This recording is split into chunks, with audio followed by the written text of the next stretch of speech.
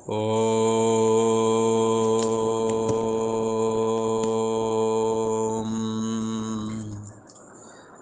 गुरु ब्रह्मा गुरु विष्णु गुरुदेव महेश्वरा गुरु साक्षात् परम ब्रह्म तस्मै श्री गुरुवे नमः।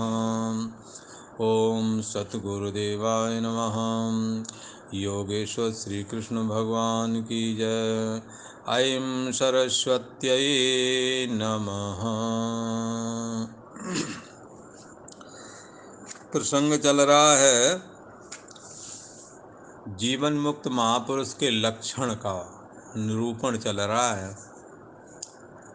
जीवन मुक्त कहो स्थिर बुद्धि कहो एक ही बात।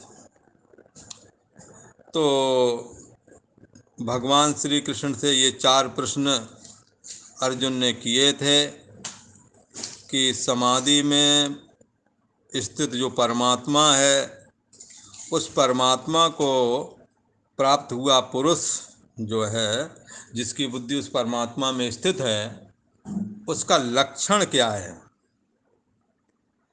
और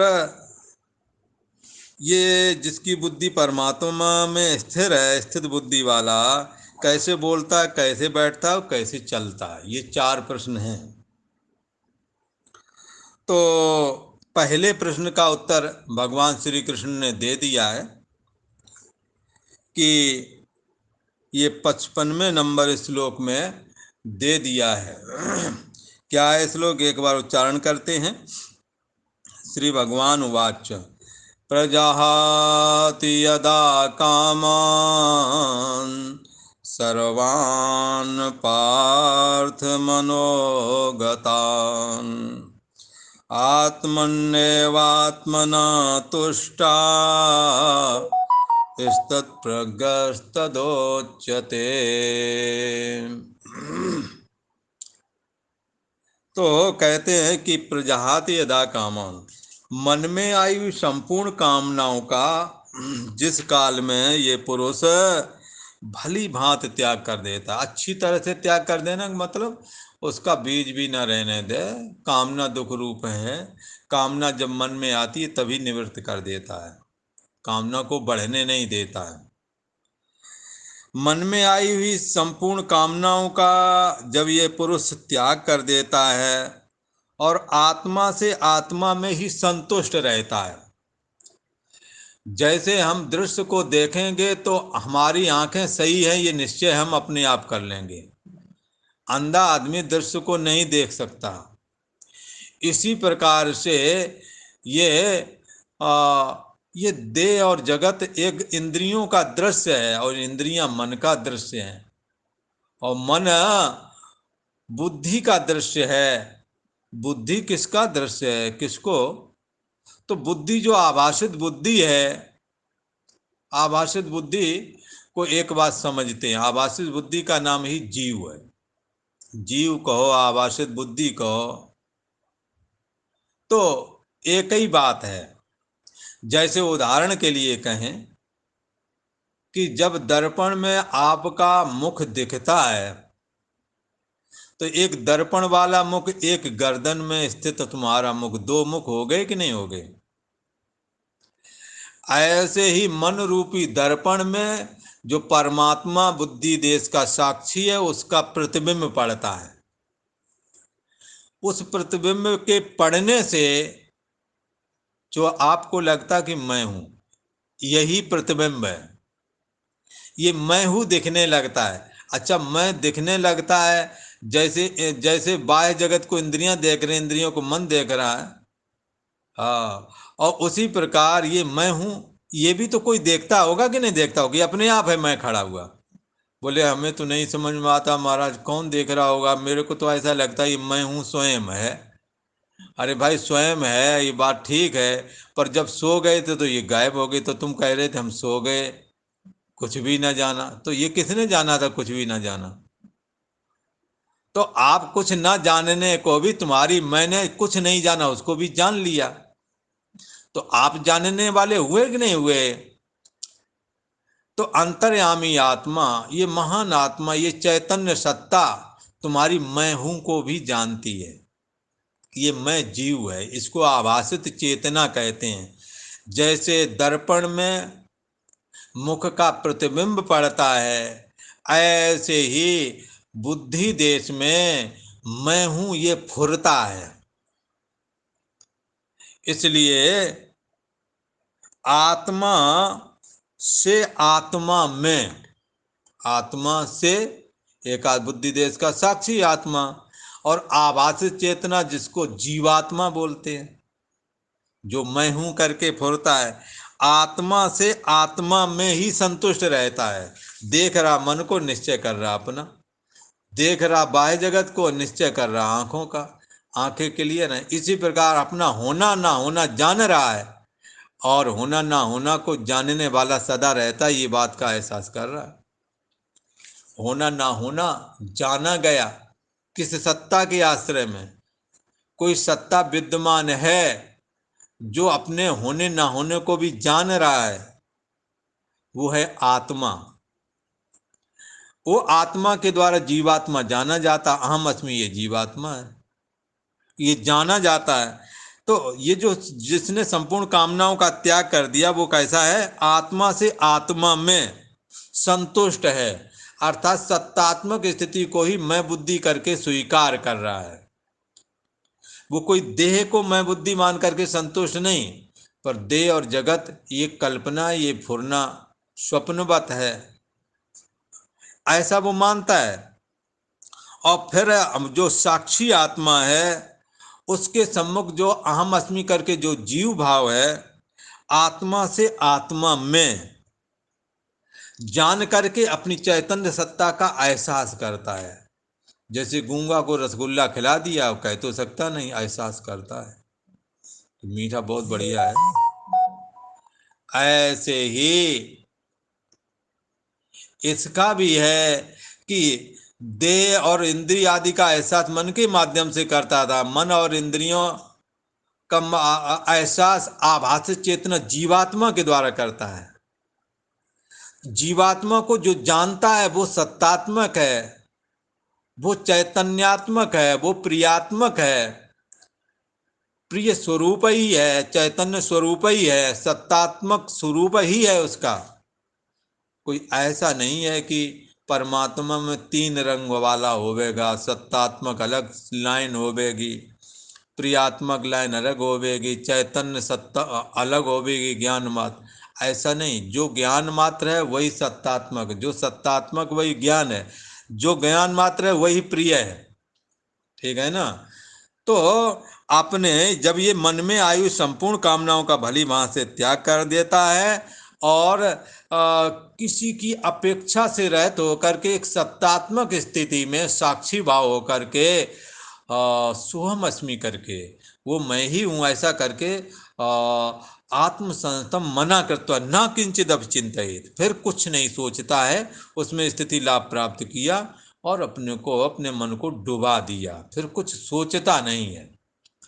ये स्थिति आत्मा से आत्मा में संतुष्ट है, अपने आप से। अभी क्या है, हमारी इंद्रियां विषयों में जाकर के संतुष्ट हो रही हैं, मन देह आदि को लेकर के संतुष्ट हो रहा है।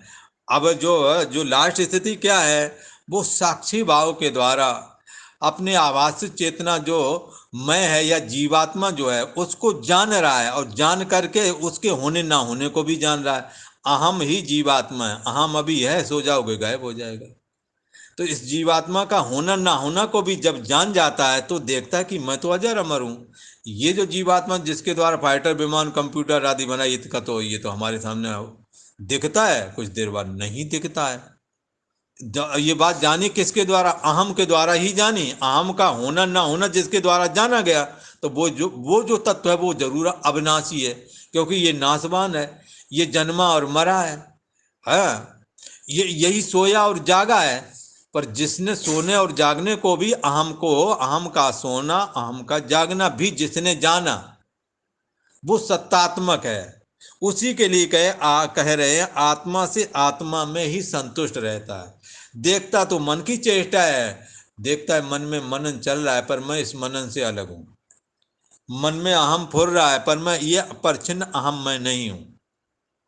मैं इन सब से अलग एक सत्ता मात्र हूं। ऐसी स्थिति में आत्मसंतम मना कृत्वा, समरूप परमात्मा में अपने मन को स्थित कर दिया, फिर न किंचिदप चिंतित, फिर कुछ भी नहीं सोचता है और एक निर्विकल्प स्थिति में डूब जाता है। ये किसकी बात बताई है? ये उसकी बात बताई है जिसकी बुद्धि परमात्मा में स्थित हो जाती है। तो उसकी क्या स्थिति होती है, क्या लक्षण होता है? अब ये जो लक्षण बताया ये बाहर तो दिखेगा नहीं, अंदर की बात है ये। इस करके यहाँ कहते हैं, जब पुरुष संपूर्ण कामनाओं का बलिदान त्याग कर देता है और आत्मा से आत्मा में ही संतुष्ट रहता है, उस समय यह स्थित प्रज्ञ परमात्मा में इसकी प्रज्ञा स्थित हो गई, ऐसा कहा जाता है। पर ये लक्षण भी, कामनाएं हमारी नष्ट हो गई हैं या नहीं हो गई ये बात अलग है। पर हमसे कोई पूछे तुम्हारे अंदर कोई कामना, बोले नहीं कोई कामना नहीं। बोले कोई कामना नहीं, बोले कोई कामना नहीं। कोई सामान उठा के ले जाओ यहाँ, हमारा ही उठा ले, तो हम पीछे दौड़ेंगे कि नहीं? तो इसकी कामना निकल आई कि नहीं निकल आई? तो किसी ने कहा महाराज ऐसे तो फिर तुम्हारी रोटी लेके भाग जाए तो बोल ना दौड़ो पीछे, तो फिर भूखे मरो क्या? तो यहाँ किसका कहे, कामना किसको कहते हैं समझ लो। आवश्यकता वाले पदार्थ कामना में नहीं ग्रहण किए जाते।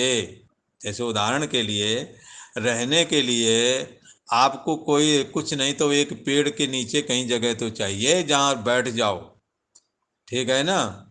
खाने के लिए जो तुम्हारी खुराक है वो वासना नहीं, वो आवश्यकता है। ओढ़ने बिछाने के सामान, कोई कमरा भी चाहिए जहाँ रहे, रात गुजर जाए, कहीं सुरक्षित तुम्हारा सामान रखा रहे आवश्यकता वाला, ये वासना नहीं, ये आवश्यकता है। वासना तो तब कही जाती है किसी को रहने नहीं देना है, 40 कमरे हैं, एसी रूम है, कोई आ गया बोले हमारे यहाँ कमरे नहीं है, बोला सारे खाली पड़े हैं, पर कोई 1000 रुपये देगा तो मिल जाएगा। तो इसके अलावा भी जो कोई 2-4 लोग और भी पड़े हैं तुम्हारे सारे, लगता है इनके भी कमरे छीन लूं, इन्हें भी बना दूं, बढ़िया, इनसे भी कुछ आता रहेगा। एक दो से इतना सब करने के बाद एक दो के किसी गरीब गुरुआ के पास, किसी आवश्यकता वाले के पास पड़े रहें तो क्या जाता है, पर नहीं, इसी का नाम है वासना। ठीक है ना? आप एक बेड पर लेटेंगे, एक चद्दर ओढ़ेंगे, और बाकी यदि किसी को नई जगह दे रहे हैं और कोई उपयोग नहीं कर पा रहे हैं तो ये आपकी वासना ही है। इसलिए आवश्यकता से अधिक जो वस्तु है उसी को वासना की कोटि में लिया जाता है। और कोई कहे नहीं हमें तो इसके द्वारा अपना धंधा रोजगार करना है, तो धंधे रोजगार वाली लाइन है, अलग है, उस लाइन में चले जाओ और जिंदगी भर कमाओ, चलेगा। तो वो निषेध नहीं है, कमाने वालों के लिए अधिक से अधिक कमाएं, यही ठीक है। पर यदि उन्हों को भी इससे छुटकारा पाना है, वासना पर नियंत्रण पाना है, यदि उन्हों को भी शांति प्राप्त करनी होगी जो धंधे रोजगार आदि में लगे हुए हैं, तो वो उनका सहज कर्म है। जैसे साधु का सहज कर्म साधुता वाले कर्म करना, वैसे उनका व्यापार वाणिज्य आदि करना सहज कर्म है। उसमें बहुत ज्यादा यत्न नहीं करना, बाप दादों से चला आ रहा है, कर रहे हैं सहज। तो अब उसका क्या करें? यदि बोझ बन रहा है, जरूरत से ज्यादा बोझ बन रहा है, साधन भजन के लिए समय नहीं मिल पा रहा है, तो आप क्या करें? आप अपने किसी जिम्मेदार आदमी को उसे सौंपें, और थोड़ा छठ दमशील विरत बहुकर्मा, छठवीं भक्ति रामायण में देखो ना, छठवीं भक्ति है कि समदम इंद्रियों को विषयों में न जाने दें और बहुत कर्मों से निवृत्त हो जाएं, बहुत कर्म ना करें भगवान का भजन करने के लिए, बोला। तो इसलिए किसी और को जिम्मेदारी दे दें, क्योंकि वो तुम्हारे है, तुमने नहीं, वो बाप दादे की संपत्ति है, वो तुम्हारी नहीं है। इसलिए उनका वार कोई हो उसको सौंप दो। सौंपने के बाद में अपने इसमें लग जाओ। यहाँ अगर तुमने इकट्ठा करना चालू कर लिया तो निश्चय वो तुम्हारी बात ना, पर वो तो बाप दादाओं की थी, तुमने तो उसमें कुछ लगाया नहीं, उन्होंने जो धंधा खड़ा किया होगा कभी तो वो तुम चले आ रहे, तो वो तो तुम्हारा उसी का अधिकार है जो उसका वारिस बनता है। इसलिए आप जब आवश्यकता से अधिक वस्तुओं का संग्रह करते हैं, अपेक्षा बुद्धि रखते हैं, तो ये वासना है। जैसे अब हमारे को आवश्यकता है रोटी की, अब रोटी हमारे को मिल गई, दाल सब्जी मिल गई, ठीक है, पर हमारे को बेड पर ही देना है आकर के, बोला ये सुविधा की वासना है। वासना कोई एक तरह की थोड़ी है, वो तो कई तरह की है। चलो ठीक है, तुम्हें दे दिया, पर आज दिया है तो बहू ने मुंह लटकाए थी, दिया दिया तो मुंह लटकाए थी। अब तुम्हारे को हमेशा खुश दिल होकर के देने आवे हैं। ये सुविधा की भी एक वासना है, सम्मान की एक वासना है, आप कितना चाहते हैं। अथवा दोनों तरफ से है, ये गलती एक तरफ से नहीं होती है ना। यदि हमारा कहीं अपमान होता है ना, तो उसमें हम जब बिल्कुल अपने को निर्दोष पाएंगे ना, बिल्कुल कि हमारी कोई गलती नहीं थी फिर भी मुझे अपमानित किया, तो भी हम आधे के जिम्मेदार हैं। ठीक है ना। कोई ना कोई कर्म हमारा है जरूर, पाप कर्म, जिसकी वजह से हमें वो देखना पड़ा। वो जब विचार करोगे तो पता लगेगा, कहाँ जो हो उसी नस को काटो। जहाँ ये लगे ना कि इसकी वजह से ये हो रहा है, उसी को काट के फेंको, सुखी हो जाओगे। कामना ही दुख का कारण है, अपेक्षा ही दुख का कारण है। अब अपेक्षा कई तो ऐसी दुर्बुद्धि है, इनकी बुद्धि काम नहीं करती है। एक जगह के बता रहे थे, कानपुर साइड की कहीं की बात है सुनते, तो अब वो बहू आई।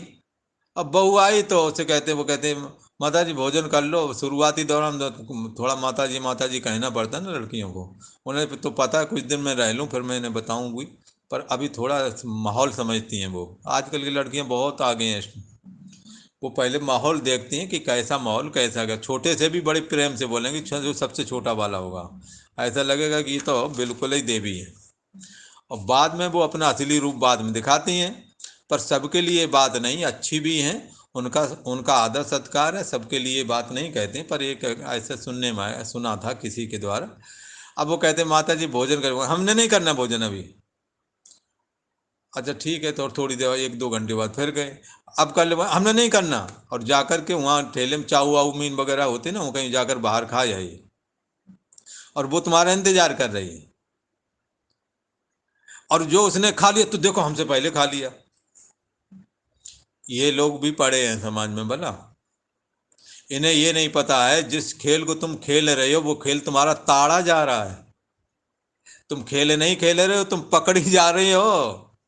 उस खेल में जो खेल तुम खेला है ना, उस खेल को वो पकड़ रही है कि तुम खेल कहाँ तक खेल रही हो। फिर तुम्हें जो खेल खिलाया जाएगा तुम्हें तो हाँ लगेगा मैं किधर को निकलूं, कौन सा गेट खाली है जिससे मैं निकल भागूं भला। इसलिए सच्चाई के मार्ग पे चलो। आप पहले क्यों इस तरह से करते हो। अगले महिलाओं का ये बहुत बड़ा एक गुण है कि वो अपने को एडजस्ट करती हैं कहीं पर भी, और एडजस्ट करने के बाद में सबका माइंड पढ़ती हैं ससुराल में जाके। और माइंड पढ़ने के बाद में फिर उनके ऊपर निर्भर है उसका संस्कार घर का क्या रहा। पारिवारिक है तो वो एडजस्ट फिर करेगी, पारिवारिक नहीं है, व्यवहारिक नहीं रहे, तो फिर वो फिर जो उसका एक्शन जो होगा ना, उसकी आप कल्पना नहीं कर पाएंगे। इस करके आप सच्चाई से पहले से ही चलें। आप यदि वो कहते हैं कि खा लो, तो आप उससे कहो कि मैंने खा के आई, तुम खा लो, तुम भूखी मत रहना। पर तुम इस ड्रामे में लगी पड़ी हो कि वो पहले खा ले तो मेरे को ये कहने का चांस मिल जाए कि इसने पहले ही खा लिया, ये तो पहले ही खाती रहती है, ये हमें पूछती है नहीं है। इसके परिणाम अच्छे नहीं आने हैं। इसलिए हमें इन आदतों को सुधारना है। यदि सास ईमानदार है तो बहू करेगी करेगी, ठीक है, अन्याय की भी सीमा होती है। आगे उन्हों को भी सास बनना है, और कोई भी कर्म फल देने के लिए जब आता है तो 10 गुना होकर के आता है। इस करके हमने अपने पॉइंट पर ईमानदार रहना है, तो दूसरा आदमी को भी अपने पॉइंट पर ईमानदार कभी न कभी होना पड़ेगा। और नहीं होना पड़ेगा तो उसके परिणाम जो आएंगे वो 10 गुना अधिक होकर के आएंगे। इस करके हमने सच्चाई के रास्ते को कभी छोड़ना नहीं है। ये वासना है। कदाचित कहीं ये सास वाली बात आपने बताई, ये कौन सी वासना है? ये तामसी वासना है, दबाने को दूसरे की, दूसरे को दबा करके अपने अनुकूल चलाना चाहती है। इतनी सी तो बात है ना। अच्छा, कई ऐसी बुद्धि उनकी खराब है, उनको ये भी नहीं पता है जिस तरह से तुम करे उससे तुम्हारा ही कम नुकसान हो रहा है, और इस तरह से तुम्हारे दबाने से भी कोई नहीं दबेगा, ये भी दिमाग नहीं लगाती। पर जब तक पूरा मनमानी करना लेगी ना, तब तक मानेगी नहीं, और फिर बाद में रोती फिरती है। बाद में जो दशा होती है, हाँ, उसको हर जगह कहते फिर कोई सुनता भी नहीं, क्योंकि उन्हें पता है इसका काम ही ऐसा है। खैर, वो विषय अलग है। हमने किसी को अपने अनुकूल बनाना है, तो भी ऐसा अमानवीय दबाव नहीं डालना है कि जिससे दूसरे का दिल दुखता हो, जो बाद में भविष्य में जब वो घटना घटित हो जाए, फिर बुढ़ापे में भी जब याद आए तो मन में गिलानी हो, हमने ऐसा किया था। ये गिलानी को आप कहाँ ले जाओगे? आप चैन से नहीं सो सकोगे। एक बार एक जगह बहू कहे, सास कह रही थी, अब क्या बताऊं, इसने पहले बहुत तंग किया है, बहुत तंग किया है, पर मैं एडजस्ट करती रही, अब देखो इनकी क्या हालत है। अब ये कुछ किसी काम की नहीं, तो भी मैं इनसे कभी कुछ कहा नहीं। आप समझ सकते हो, अच्छे लोग भी हैं, ऐसा नहीं कि अच्छे नहीं हैं, एडजस्ट किया। आज जब शरीर के चलने की काबिल नहीं, तो भी कपड़े लत्ते धुलना, नहलाना धुलाना कर रही है। दोनों तरफ से गलतियां हैं, हमें दोनों तरफ से सुधार करना है। वासना कहाँ है, आवश्यकता कहाँ है, ये हमें समझना पड़ेगा। भला इसकी क्या जरूरत थी कि नहीं वो बहू को ये दिखा, नजाकत अपनी दिखाना कि देखो हम इतने पहले खा लेना, तो पहले इतने खा लिया, पूछा नहीं तो हमें पूछा नहीं, तुम जा करके वो चाउमीन वहां से खा के आ गई चौराहे पर, क्योंकि तुम्हारा इलाका जाना हुआ, हर जगह जाना ना, वो नहीं आ गई। इससे तुम्हें मिला क्या? इसको कहते हैं व्यर्थ की खुरापात। इसलिए हमें इन खुरापातों से बचें सुखी जीवन जीने के लिए। वासना का त्याग करें और निरर्थक दबाव बनाने की चेष्टा को हृदय से निकाल दो। तुम्हारे अपने बच्चे हैं, तुम्हारी अपनी अपनी बहुएं हैं, इन्हों पर निरर्थक दबाव बना के तुम क्या करोगे? और तुम्हारे दबाव बनाने से दबाव बनेगा भी नहीं, केवल तुम्हारी भद्द पिटनी है, इसके अलावा और कुछ होना नहीं। इसी प्रकार जो उनकी जो बहुएं हैं, जो ये कहते पहले ही प्लान बना के आती, ज़्यादा करना ही नहीं है, अगर करूँगी तो और करवाया जाएगा काम, ऐसे प्लानिंग बनाते हैं लड़कियां आपस में। चर्चा कभी सुनो ना तो पता लग जाता है। तो अब ये क्या है? ये उनकी दुर्बुद्धि ही है। आगे आप नहीं बनाएंगे चलेगा, नहीं चले वो नहीं बनाओगे। अब आज के समय में कोई तुम्हारे ऊपर निर्भर भी नहीं, सबको पता है कि अब आने वाली जो बहू है वो हमें रोटी नहीं बनाएगी, ये पक्का हो गया। पर ये आप निश्चय करके समझ लो, यद्यप आप बना के उन्हें दे नहीं सकते, पर आप अपने लिए भी रोटी कभी जीवन में नहीं बना पाएंगे, क्योंकि आपके अंदर जो ये गीता इस बात में साक्षी है कि उसमें आक्रमणता इतनी छा जाएगी कि अपने पेट भरने के लिए भी होटल जाएंगे वो लोग, और पेट भर के आ जाएंगे, और कालांतर में अपने होने वाली संतानों को भी प्यार भरा भोजन वो कभी नहीं करा पाएंगे, जिससे आगे चल करके इनकी मना स्थिति और इनके बच्चों की जो मना स्थिति बनेगी वो देखने काबिल होगी। जो आचरण इन्होंने किया, हाँ, वो लोग तो फिर इतने हो जाते हैं उदासीन। विदेशों में हालत ये है कि वर्ग लड़का सयाना हुआ तो तुम मरे या जिए, वो तो चले जाते हैं। वो नहीं, कभी कभार उनसे कहते पूछते हैं तो वो कहते हाँ एक बार फोन आया था। जैसे हम लोग घर बार छोड़ दिए तो कभी कभार उनसे कोई बोलते हाँ एक बार फोन आया था। हम संन्यास लेकर के फोन करके ये हमारी ये बात है, उनकी गैर संन्यास की ये बात हो जाती है। समझ में आया? इस करके हमें इन आदतों से छूटना है, और एक दूसरे के प्रति सहानुभूतिपूर्ण बर्ताव रखें। ये वृद्ध हैं, इनका भी दिल करता होगा, ऐसा आप क्यों बोलते हैं कटुतापूर्ण? आप इससे बचें। इसी प्रकार नई जो बहू आई है वो तुम्हारे सामने हमेशा सिलेंडर नहीं रहनी है। उसने अपना कम हो सकता है वो अपना कमाए खाए, हो सकता है लड़का इसे ले जाए। कल को तुम्हारे आचरण केवल कहने की ही मिसाल बनेंगे, तुम्हारे काबू में ये फिर भी नहीं आने। इसलिए तुम तो अपना दायरा निभाओ, तुम अपना प्यार दो, तो कदाचित कल वो वापस तुम्हारे पास आएंगे। पर आप आज से ही पूरा नजाकत दिखा दोगे, जीवन में वो वापस आने वाले नहीं है, क्योंकि उन्हें छोड़ने का बड़ा भारी अभ्यास है। उन्होंने अपने जहाँ घर में जन्मी हैं वहाँ नहीं रही, हॉस्टल में रही हैं, वहाँ पर उन्होंने सारे काम कर लिए हैं जिनकी आप कल्पना नहीं कर सकते, वो सब करे बैठी हैं। इसलिए आपको अपेक्षा बुद्धि यदि कुछ रखनी है तो ऐसा करो कि मैं इससे क्या दूं, लेने की और सबक सिखाने का दिमाग से निकाल बाहर कर दो। यदि ऐसा आप करोगे तो फिर भी आप परिवार को जोड़ लोगे।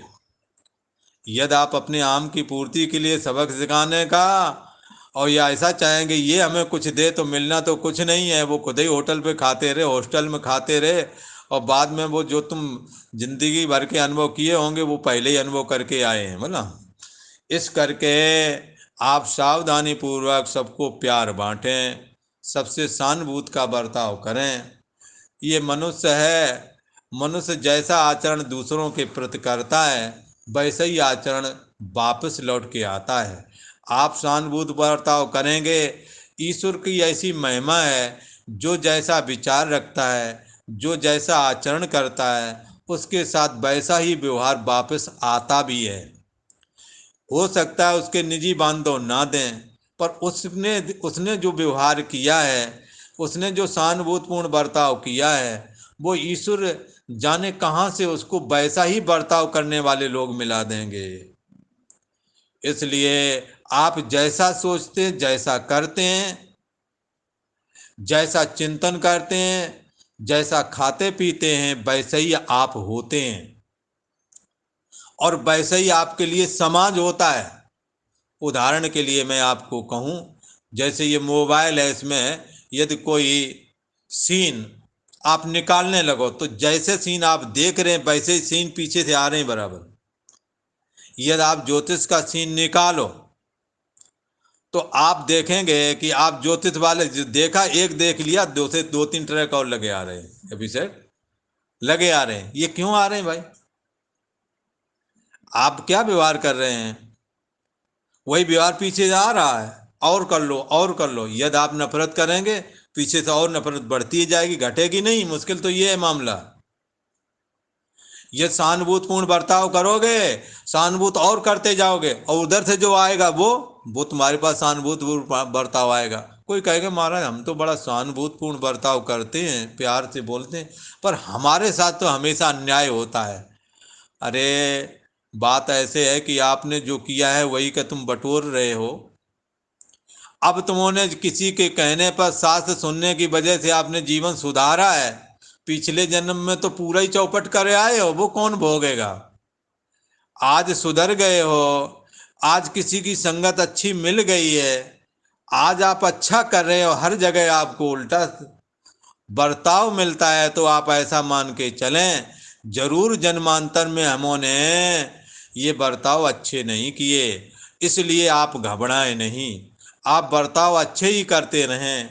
जो आज बर्ताव तुम्हारे साथ हो रहे हैं वो आप भोग लो, ऐसा समझ के भोग लो कि हमारे ही दुष्कर्मों का ये परिणाम है। और किसी के साथ आप अन्याय करने की ना सोचें, सबक सिखाने की ना सोचें। आपसदारी में वैमनस्यता नहीं रखनी है? कोई बाहर का हो तो समझ में भी आता है, दो चार लोग हो उसमें भी कलह कर रहे हो। इस करके इस यदि अपना बर्ताव करते रहेंगे, आपके साथ बर्ताव अब अच्छा आने वाला है, क्योंकि आप अपने सारे परिणाम पीछे वाले जब भोग लोगे तो आपका जब अच्छा समय आएगा और अच्छे परिणाम भी आएंगे। इस करके हमने जो वासना है और जो आवश्यकता है इस बात को समझना चाहिए। ये जीवन मुक्त महापुरुष जो है, जिसकी बुद्धि परमात्मा में स्थित है, ये मन में आई संपूर्ण कामनाओं का त्याग करता है। और कामना मन में आती है, वो मन का भी त्याग कर देता है। इसलिए इसकी स्थिति कैसी हो जाती है? अपने आप से अपने आप में संतुष्ट रहता है। आत्मा से आत्मा में संतुष्ट रहता है, किसी वस्तु को पा करके नहीं। जो धन पुत्र स्त्री आदि है, मकान दुकान आप पा करके तब खुशी होना नहीं। हमें सत्तात्मक स्थिति है, उसमें स्थिति लाभ प्राप्त करके इस समय इस वक्त हमें क्या दुख है? सत्तात्मक परमात्मा में न तो सुख है न दुख है। ये मन ही अनुकूल परिस्थिति में सुखी और दुखी होता है। इस मन को भी मैं जानने वाला हूँ, इसलिए ये अपने आप से अपने आप में स्थित हो जाता है। इसी को दूसरी भाषा में कहा तदा दृष्टु स्वरूपे अवस्थानम। तब ये जब ये जगत के मिथ्यात्व का निश्चय कर लेता है तो मन अमन हो जाता है। मनस्य अमनी भावे द्वैतम नैवोपलब्धते। मन अमन हो जाता है। अमन कब हो जाता है? पद पदार्थों की चाहना जब मन से चली जाती, मन अमन हो जाता है। इस करके वो अपने आप से अपने आप में संतुष्ट रहता है, एक निर्विकल्प तत्व में स्थिति लाभ प्राप्त करता है। तो ये प्रथम प्रश्न का उत्तर दिया गया है। अब दूसरे प्रश्न का उत्तर देते हैं। और दूसरा प्रश्न क्या है उसको समझ लो। स्थित प्रज्ञस्य का भाषा समाधि स्थिति किम प्रवासित। ये स्थित प्रज्ञ पुरुष जिसकी बुद्धि परमात्मा में स्थित है, वो बोलता कैसे है? बोला बोलने का ढंग अलग अलग होता है। हाँ, और आपको भी पता होगा, सभी को पता है। आप इसी वाणी के द्वारा आप वो एक ही शब्द को बड़े हिसाब से बोल देते हैं। समझ में आई? समझ गए ना? ऐसा कर लेना, समझ जाओ क्या बोल रहे। यहाँ प्यार से बैठा दिया उसी बात को, उसी शब्द को बड़े प्यार से भी बोला जा सकता है, उसी शब्द को दूसरी तरह घुमा, आंखों का इशारा दे के, हाथ का इशारा दे के बता दिया। समझ गए? ये तुमने आया था नहीं क्या? तो हाँ, तो अब ये क्या है, भाषा अलग अलग हो गई ना। हाँ, ये बात लगभग घर में सभी जानते हैं कि हड़कने वाली भाषा भी उसी शब्द से और प्यार भी उसी शब्द से कैसे किया जाता है, सबको पता है। ये हमने और आपने बदलाव लाना है। उन्हीं शब्दों को हम कैसे बोलें कि जिससे दूसरे के हृदय में संतुष्टि है, उसी शब्द को हम ऐसे भी बोल देते हैं कि उसी से वो छाती जलाते हुए जाएगा। आपने 4 रोटी खिला दी ना, 8 रोटी का खून जला दोगे उसका। ठीक है। तो ये क्या है, ये हम लोगों के ऊपर निर्भर करता है। ये सबको कला आती है, ऐसा नहीं किसी को आती नहीं है, सबको आती है। अब इस बात पर निर्भर है, ये धनुर्विद्या की तरह है ना। हाँ, धनुर्विद्या है। अब इसके द्वारा तुम अपनी आत्मरक्षा करते हो या दूसरे की जान लेते हो। ऐसे ही ये भी है। ये है वाणी से निकलने वाले शब्द। किसी किसी ने कह दिया, अब जैसे द्रौपदी ने यही तो कह दिया था, अंधे का पुत्र अंधा, बोला, और ये महाभारत तैयार हो गया। क्या जरूरत थी भाई कहने की? वो भी सम्राट का पुत्र था और स्वाभिमानी भी था। और भीमसेन की तो और महिमा अपार। जब वो गिर गए, द्रौपदी ने तो ऊपर से कहा, अरे अंधे का पुत्र अंधा ये यहाँ गिर गया। अच्छा। और भीमसेन को हंसी आ गई बड़ी तेज, वो बड़ी तेजी ठठाके हंसे, इतनी तेज कभी नहीं हंसे। और फिर वो धर्मराज युधिष्ठिर कहे, भाई भीमसेन चुप हो जाओ, चुप हो जाओ, ये जो दुर्योधन है पता नहीं क्या बवाल खड़ा करेगा, चुप हो जाओ। भीमसेन बहुत रोका, रोका ही नहीं, हंसता ही रहा, हंसता ही रहा, हंसता ही रहा। उसको हंसते हंसते देख करके दुर्योधन वहां से गए, बोले हम तुम्हें बताएंगे। और फिर जो उन्होंने किया कि उसका ख्वामजा पूरा महाभारत लिखा गया। हाँ, और उस द्रौपदी को भी ये आंकड़ा नहीं था कि अंधे का पुत्र अंधा कहना हमें कितना भारी पड़ेगा। सारे पुत्र इनके मार दिए गए, इनकी विवाह भी नहीं कर पाई थी ये। 5 पुत्र थे द्रौपदी के। अब मन्नु छोटा था, उसका तो हो गया विवाह, पर द्रौपदी के 5 पुत्र बड़े थे, उनके विवाह भी नहीं हो पाए थे। ऐसे संयोग भिड़ गए, नहीं हो पाया। और राज दरबार में, भरे राज दरबार में जो हुआ वो सभी को पता है। और युद्ध में सब मारे गए, केवल पांडव ही 5 बचे थे। ठीक है, इसलिए यही वाणी है। तुलसी बाबा ने कहा, पूछा तुलसीदास से किसी, बाबा ये बताओ कैसे बोलना चाहिए, ये सब लोगों को अधीन कैसे कर लें, कैसे हमारे अधीन रहें, अच्छा कोई मंत्र बता दो। तो उन्होंने कहा, तुलसी मीठे बचन से सुख उपजे चहुँ ओर। है, तुलसी मीठे बचन से सुख उपजे चहुँ ओर, वशीकरण एक मंत्र है, तज दे वचन कठोर। कठोर वचनों का त्याग कर दो, यही एक वशीकरण। अच्छा, ये बात घरों में खूब देखने को मिलती है। जल्लीकट्टी सुनाने वाले के यहाँ जब बहुत जरूरत पड़ने पर, पारिवारिक संबंध है इसलिए जाना तो पड़ता है, पर जी नहीं करता जाने का।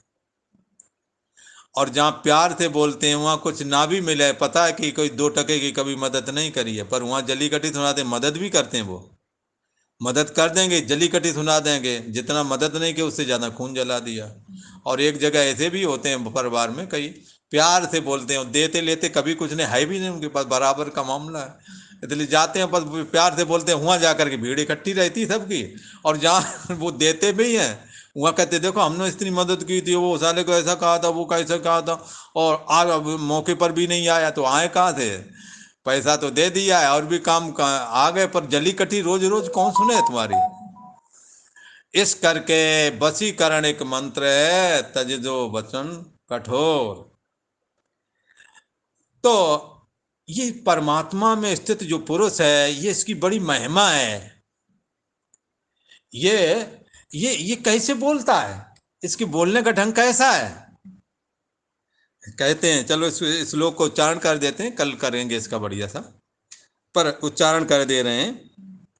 दुखेषु नुद्विग्नमनाः सुखेषु विगत प्रिया।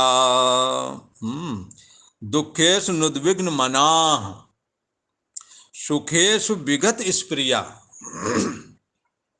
वीतराग भय क्रोधा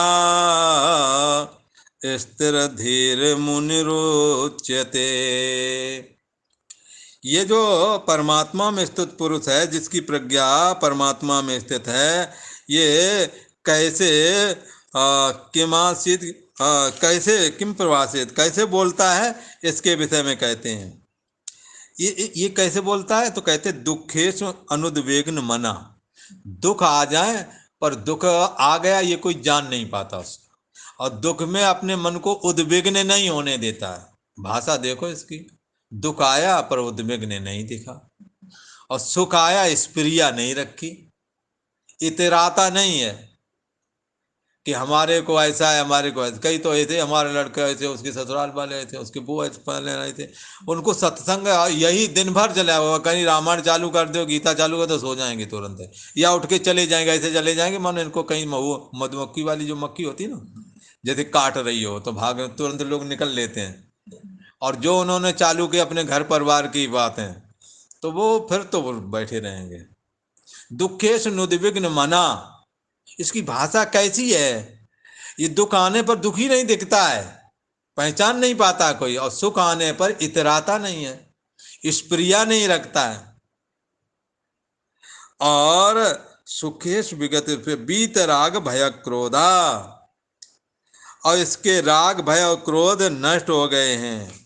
बीत राग, बीते दिनों की बात हो गई, राग वगैरह जहां कहीं बीते दिनों की बात हो गई, भय क्रोध ये सब उसके नष्ट हो चुके, बीते दिनों की बात है ना। किसी से कहीं किसी को नीचा दिखाता नहीं है, किसी की निंदा चुगली करता नहीं है, कहीं पर उसने आसक्ति रखी नहीं है, राग भय और क्रोध उसके नष्ट हो गए हैं।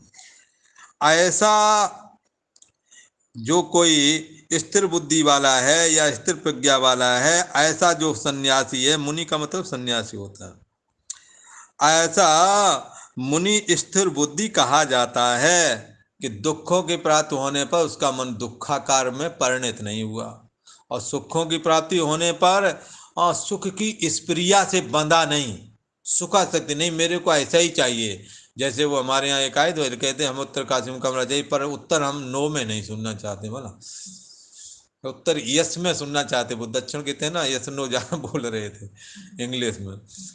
हाँ, तो मैंने कहा वो ठीक है, नो नहीं सुनना चाहते, पर उत्तर तो नो में भी है। आप सुनना नहीं चाहते हो, आपकी राजी है, पर नो में उत्तर है, यस में ही नहीं नो में भी है। और हमने कहा कि हम आपकी मदद नहीं कर पाएंगे, क्योंकि हमारी वहाँ पकड़ नहीं, जहाँ आप कमरा लेना चाहते हैं उत्तर काशी में, वहाँ हमारी पकड़ नहीं है। तो क्या है कि ये कैसे बोलता है, तो परमात्मा में स्थित बुद्धि वाले का बोलना दुख सुख एक जैसा, भला दुख और सुख में एक जैसा मन उन्होंने बना लिया है, और कहीं राग नहीं करता, रहता हर जगह पर कहीं राग नहीं जोड़ता अपना। हाँ, और किसी से भी शरीर वाणी और मन से किसी को कष्ट नहीं देता, इसलिए उसे कहीं से भय प्राप्त नहीं होता। हाँ, और ये क्रोध भी इसका नष्ट हो गया है। क्रोध कैसे नष्ट हो गया होगा, किसी ने कहा गुस्सा तो आ ही जाता है, बोले तो क्रोध तो ऐसे नष्ट हो गया है कि जीवन निकल गया शांति शांति करते हुए, सर्वे भवन्तु सुखना, सभी सुखी रहें, सभी शांत रहें। क्रोध किस पर करें, क्रोध करें तो आफत है। तो राग भय और क्रोध इनके नष्ट हो गए हैं। क्रोध इस करके नहीं करता है कि शास्त्र का चिंतन करके, स्वाध्याय करके, इंद्रियों का निग्रह करके इसने अपने क्रोध को भी शांत कर लिया है। मन में विषयाशक्ति है नहीं, इसलिए इसका मन भी धीरे धीरे करके शांत हो गया है। तो ऐसा यदि कहीं दिख जाए तो कहते हैं तभी उच्चते, परमात्मा में इसकी प्रज्ञा स्थित है, ऐसा समझना चाहिए। ओम शांति शांति शांति।